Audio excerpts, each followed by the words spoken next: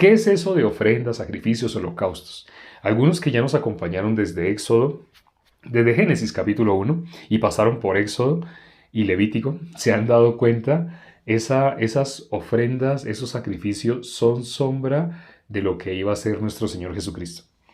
El libro, no sé si sepan cuál es el libro del Nuevo Testamento que menos explican en la mayoría de las iglesias que se conocen como iglesias cristianas. Hago esta pregunta. Yo estuve en seis denominaciones, en seis, entre comillas, iglesias cristianas. Pero curiosamente, el libro del Nuevo Testamento que menos se enseña, ¿saben cuál es? Del Nuevo Testamento. Un libro curioso, es un libro del Nuevo Testamento que las iglesias que se conocen como iglesias cristianas no enseñan. Hebreos, sí, veo que no es un secreto, esto no lo habíamos dicho. Pero cuando alguien que haya asistido a esas supuestas iglesias se da cuenta que hay un libro que no enseñan. Hay un libro con el que casi no se meten. Se meten con las epístolas paulinas, con Romanos, con Gálatas, con Efesios, la armadura, usar la armadura de Dios. Así se meten con con esos libros. Pero no se meten con el libro de Hebreos. El libro de Hebreos casi no lo explican. Pero precisamente el corazón de Ezequías, al querer restaurar lo que Dios había determinado, lo que Dios había dicho, es lo que podemos ver en el libro de Hebreos que sucedió con nuestro Señor Jesucristo. Porque antiguamente Dios pedía que se hiciera así, porque eso era memoria de lo que iba a suceder. Hablando hacia el futuro, no memoria del pasado, sino remembranza hacia el futuro.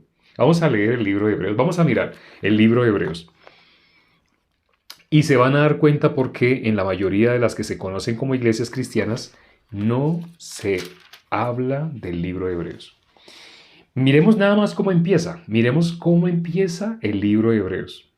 En los primeros dos versículos, vamos a mirar qué dice esos primeros dos versículos. Dice, Dios, habiendo hablado muchas veces y de muchas maneras en otro tiempo por los padres, a los padres por los profetas, en estos postreros días nos ha hablado por el Hijo, a quien constituyó heredero de todo y por quien asimismo hizo el universo. Así dice, ¿no? Así dice. Así como antiguamente habló por los profetas, ya en estos postreros días ha hablado por medio del Hijo. Curiosamente, las iglesias que se hacen llamar cristianas, ¿qué deberían ver? ¿Cuál es el libro que más deberían ver? El libro de Hebreos. Porque aquí dice este libro que en estos postreros tiempos el Padre nos ha hablado por medio del Hijo. La gente dice, yo amo a Jesús, Jesús es mi Señor, yo no salgo de mi casa sin tener comunión con Dios, sin hablar con mi Padre, porque mi Señor Jesucristo, y así hablan con palabras, muchas palabras. Jesús, Jesús, dicen así, Jesús, Jesús, Jesús. Pero el libro, ¿qué dice el principio de este libro? ¿Sí? Que Dios en esos posteriores tiempos nos ha hablado por medio de su Hijo. Y de ahí en adelante empieza el libro de Hebreos. Así empieza a presentarse el libro de Hebreos. ¿Qué quiere decir? Todo lo que está escrito acá en el libro de Hebreos es directamente la relación del Antiguo Testamento con nuestro Señor Jesucristo. Jesús dijo, no sé si se acuerdan lo que dice Lucas capítulo 24 versículo 44. Vamos a mirar. Lucas tiene solo 24 capítulos. Vamos a mirar Lucas capítulo 24, el versículo 44. No pierdan Hebreos, ya vamos a volver a Hebreos. Voy a colocar aquí la cinta en Hebreos. Entonces Lucas capítulo 24, versículo 44. Dice, y les dijo Jesús, y les dijo, estas son las palabras que os hablé estando aún con vosotros, que era necesario que se cumpliese todo lo que está escrito de mí en la ley de Moisés, en los profetas y en los salmos. Cuando Jesús habla de la ley de Moisés, los profetas y los salmos, engloba todo lo que conocemos como el Antiguo Testamento. Lo que conocemos como el Pentateuco es lo que Jesús está mencionando, la ley de Moisés. El Pentateuco, Génesis, Éxodo, Levítico, Números y Deuteronomio, los primeros 5 libros de la Biblia. Es lo que se conoce como la ley de Moisés. Luego, ¿qué dice? Los profetas y los salmos. Nosotros tenemos como libros históricos, ¿cierto? Tenemos libros históricos, primera y segunda de Samuel, primera y segunda de Reyes, primera y segunda de Crónicas. Antes, Josué, Jueces, Ruth. Y después, Esdras, Nehemías, Esther. Acabo de nombrar 12 libros. Esos 12 libros tenemos como libros históricos, pero junto con los que conocemos como profetas mayores y profetas menores, Isaías, Jeremías, Lamentaciones, Ezequiel y Daniel, los profetas mayores, y los 12 profetas menores, Oseas, Joel, Amos, Abdías, Miqueas, Nahum, Habacuc, Zacarías, Malaquías, ¿sí?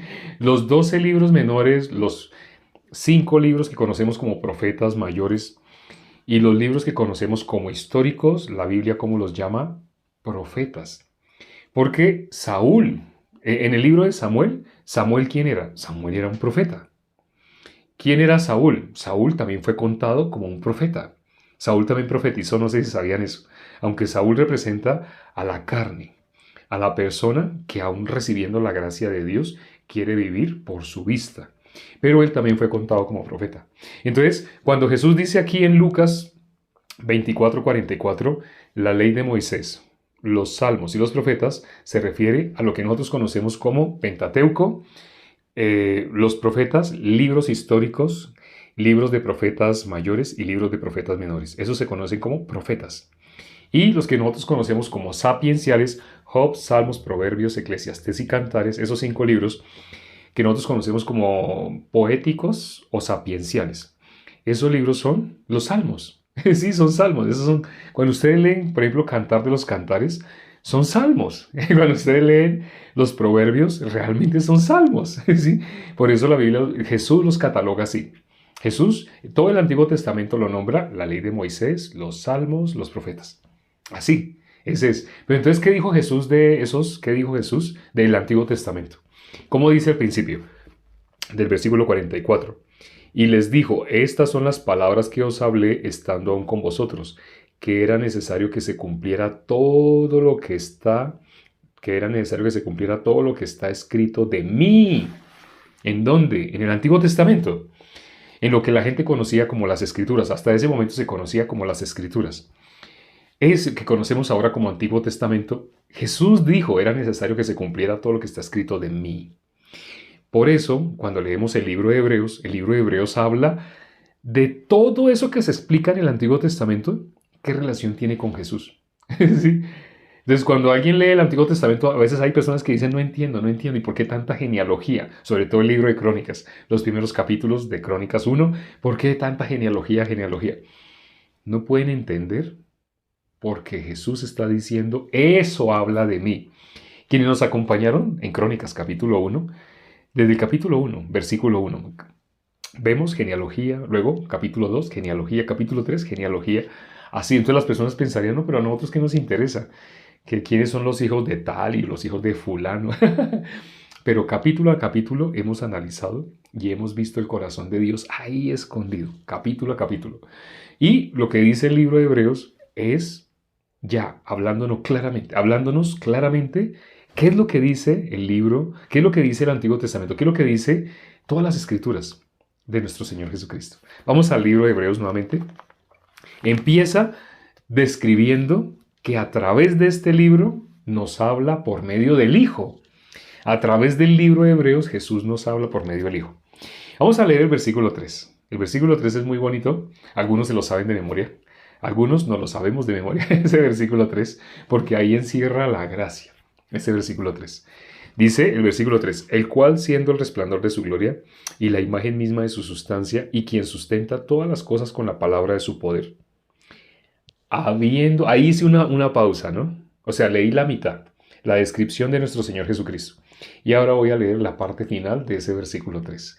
La parte final es maravillosa. La parte final es el Evangelio. ¿Qué dice esa parte final del versículo 3? Dice, habiendo efectuado la purificación de nuestros pecados por medio de sí mismo. ¿Qué hizo Jesús? ¿Qué es lo que dice? O sea, cuando recién empieza a hablar, empieza a decir, en esos posteros tiempos nos ha hablado por el Hijo. Y luego lo describe, el cual siendo el resplandor de su gloria y la imagen misma de su sustancia, y quien sustenta todas las cosas con la palabra de su poder. Sigue hablando de Jesús. Pero después de que lo describe, dice quién es Jesús. Ahora sí dice, habiendo efectuado, ¿qué hizo Jesús? Habiendo efectuado la purificación de nuestros pecados por medio de sí mismo. En el Antiguo Testamento, la gente ¿cómo se purificaba? Por medio de sacrificios. así hacía sacrificios, hacía holocaustos. Dios ordenó esos sacrificios. El rey Ezequías, que leímos hoy, en el capítulo 30 del segundo libro de Crónicas, el rey Ezequías ordenó que se hiciera conforme a lo que Dios le había ordenado a Moisés. Es decir, ¿qué hizo Ezequías? Volvió a sacar a luz la ley de Moisés. Todavía en esa época, la ley estaba representando a nuestro Señor Jesucristo. Todo lo que habla la Biblia representa a nuestro Señor Jesucristo. Por eso en la Biblia dice que Jesús es el autor y consumador de la fe. Por eso también dice que ¿quién cumplió la ley? Nuestro Señor Jesucristo. En Él se cumple la ley. Cuando dice que en Él se cumple la ley es todo lo que está escrito en la ley habla de lo que hizo nuestro Señor Jesucristo. Por eso este versículo 3, la segunda mitad de este versículo 3, dice que Jesús efectuó la purificación de nuestros pecados por medio de sí mismo. Esto no lo enseñan en las iglesias, en las que se conocen como iglesias, no enseñan esto. Por eso cuando le preguntan a las personas, ¿usted es pecador? Las personas dicen, claro, ¿quién no? Por supuesto. Pero aquí, las personas que escuchan estos en vivo, inevitablemente algo que van a desarrollar, quieran o no quieran, algo que les va a salir es la fe. Porque aquí estamos hablando la obra de nuestro Señor Jesucristo. Él efectuó la purificación de nuestros pecados. ¿Cómo? Por medio de sí mismo. O sea, el sacrificio de Jesús. Sí, vamos a leer sobre el sacrificio de Jesús. Vamos a leer Hebreos 9. Ya que estamos en Hebreos, vamos a mirar Hebreos capítulo 9, versículo 22. Hebreos capítulo 9, versículo 22. Dice, casi todo es purificado según la ley con sangre, y sin derramamiento de sangre no se hace remisión. Para que una persona pueda ser libre del pecado, no es con decir, Señor, y hacer cara como de piedad, Señor, ay, perdóname. No, eso no sirve de nada. Para que haya remisión del pecado, la persona tiene que haber algo, tiene que haber derramamiento de sangre. Quien no conoce eso y se queda con lo que le dice el pastor, el líder de su iglesia, no sabe que en la Biblia dice claramente para que el pecado sea remitido, para que haya remisión del pecado, tiene que haber derramamiento de sangre. Un versículo que casi todos se saben, ese sí se lo saben aún los que son cristianos pecadores. Aún los cristianos pecadores se saben el versículo que dice, la paga del pecado es... ¿Cuál es la paga del pecado? La paga del pecado es... ¿Cómo se paga el pecado? Tú quieres pagar el pecado. Vengo a pagar el pecado. ¿Cómo se paga el pecado? La paga del pecado es... No lo han escrito, creí que lo sabían. La Biblia dice, Romanos 6:23, muerte. La paga del pecado es muerte. Gracias, la hermana Luisana lo escribió. La paga del pecado es muerte. ¿Quieres pagar? Alguien dice, yo quiero solucionar el problema de mi pecado. ¿Dónde tengo que pagar? ¿Y cuánto tengo que pagar? Bíblicamente, ¿quiere pagar el precio del pecado? ¿De verdad usted lo quiere pagar? ¿Sabe qué dice la Biblia que cuál es la paga del pecado? Aquí dice, la paga del pecado es muerte.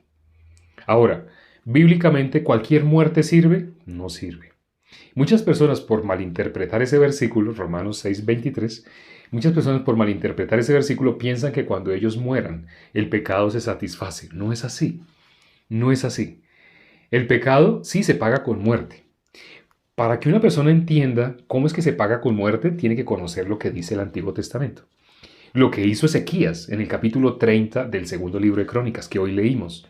¿Qué hizo Ezequías? Él volvió a hacer sacrificios, holocaustos.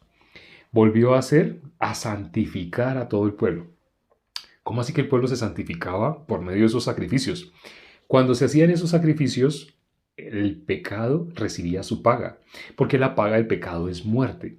Entonces, con todo ese derramamiento de sangre, corrían ríos de sangre. Con todo ese derramamiento de sangre se efectuaba el pago por el pecado del pueblo.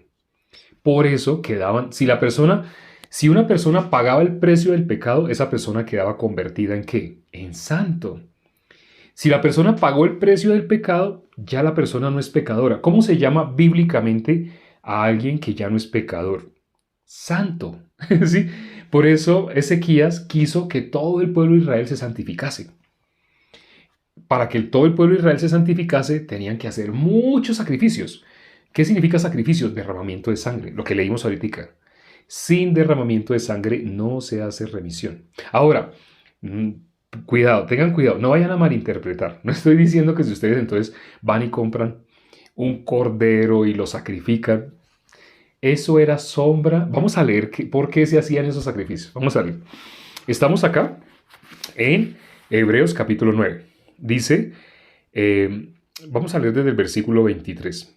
Fue pues necesario que las figuras de las cosas celestiales fuesen purificadas así, pero las cosas celestiales mismas con mejores sacrificios que estos. Porque no entró Cristo en el santuario hecho de mano, figura del verdadero, sino en el cielo mismo para presentarse ahora por nosotros ante Dios. Aquí Dios ordenó que se hiciera un tabernáculo, pero la Biblia, de esos dos tabernáculos, el del cielo y el que hizo Moisés, ¿cómo llama al del cielo? El verdadero. Así dice, ¿no? El tabernáculo del cielo es el verdadero. Así dice la Biblia. Lo acabamos de leer. ¿Sí? El tabernáculo del cielo es el verdadero. O sea que el que vemos en la tierra, ¿qué es? Como una maqueta. ¿Es verdadero? No. Es solo como una ilustración del verdadero. El verdadero está en el cielo. ¿Qué dice que hizo? Dice, y no para ofrecerse, estamos hablando del ofrecimiento que hizo nuestro Señor Jesucristo, cuando Él se ofreció. Cuando él le preguntaron sobre, pues no temes tú que te van a quitar la vida, yo puedo evitar que te la quiten. Jesús dijo, ustedes no me quitan la vida, yo para esto vine al mundo, yo mismo la doy. Cuando vemos, eso lo dijo nuestro Señor Jesucristo, Él para eso fue que vino, para pagar el precio del pecado. Es decir, la paga del pecado no se satisface con cualquier muerte.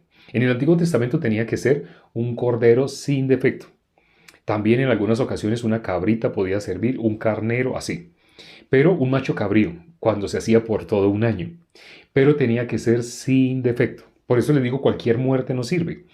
La única muerte que Dios aceptaba era la de esos animalitos, específicamente la de esos animalitos, y tenían que ser sin defecto. Porque son sombra ¿de qué? De lo que hizo Jesús. Jesús se ofreció a sí mismo. Eso es lo que estamos leyendo en el versículo 25. Dice, y no para ofrecerse muchas veces, como entra el sumo sacerdote en el lugar santísimo cada año con sangre ajena. De otra manera le hubiera sido necesario padecer muchas veces desde el principio del mundo. Pero ahora, en la consumación de los siglos, se presentó una vez para siempre por el sacrificio de sí mismo para quitar de en medio el pecado. Aquí tengo que aclarar algo que muchas personas no saben y tienen de pronto un poquito mezclado. ¿Cuándo fue que se presentó nuestro Señor Jesucristo? Aquí dice, en la consumación de los siglos. Presten atención porque ahorita no lo puedo hacer en el tablero por el tiempo. Antes voy a dibujar aquí el punto cero. Ese es el punto cero. El punto cero es cuando nació Jesús. Antes los siglos venían, digamos, el siglo V. Luego venía el siglo IV. Iban disminuyendo. El siglo III, el siglo II, el siglo I. Y ¡pum! Llegó al punto cero. Y de aquí en adelante, ¿qué empezó? El siglo I, II, III, IV. Estamos en el siglo XXI. Así, empezó a aumentar, ¿cierto? Antes empezaron a disminuir y aquí empezaron a aumentar. ¿Cómo se llama este punto? ¿Qué pasó en ese punto? En la consumación de los siglos. Aquí los siglos disminuyen, ¿sí? Y a partir de ese punto, ¡pum!, los siglos aumentan. ¿Cuándo se presentó? Aquí lo leímos. Se presentó en la consumación de los siglos. Ese es un concepto que muy pocas personas no tenían claro. Cuando pensábamos, y durante mucho tiempo pensamos así, en la consumación de los siglos es todo el tiempo del mundo. Ciertamente Jesús es el alfa y la omega, el principio y el fin. Él es el principio y el fin. Pero cuando dice consumación de los siglos es así, consumación, cuando se presentó. Volvamos a leer ese versículo 25, les va a quedar más claro. Dice, el versículo 26, de otra manera le hubiera sido necesario padecer muchas veces desde el principio del mundo, pero ahora en la consumación de los siglos se presentó, está hablando en pasado, ¿no?